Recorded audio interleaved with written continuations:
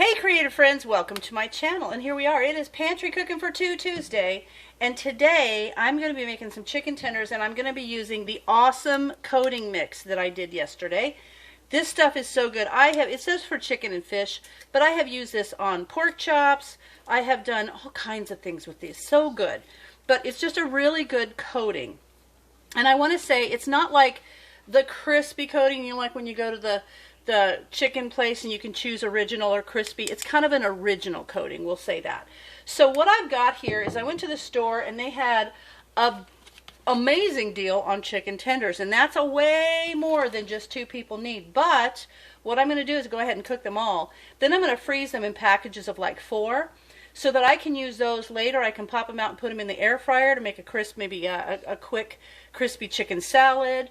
Or I can do the same thing and put them on a bun for like a crispy chicken sandwich. So there's a lot I can do with this besides eat them all now.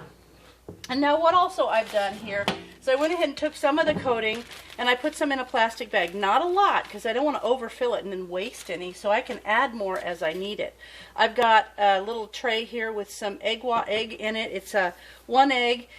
And then my rule when I do this for like dipping meat or something before I coat it is I put 1 egg, and then after I've cracked it I use the shell of water. So that's my, I guess my recipe for that would be 1 egg and half a shell of water. And then I did take the chicken tenders and I tenderized the thickest part of them because this will cook slower than this, but if you tenderize it, it just makes it a lot nicer. So I'm going to do that.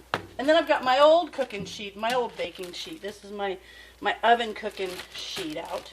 So what I'm going to do is I'm going to go ahead and I'm going to take this chicken tender and I'm going to put it in this egg so that the wash or the coating has something to stick to. And then there we have it. So that is going to go on the sheet. So I'm going to take all of these. I'll go ahead and do another one for you. Pop this in here.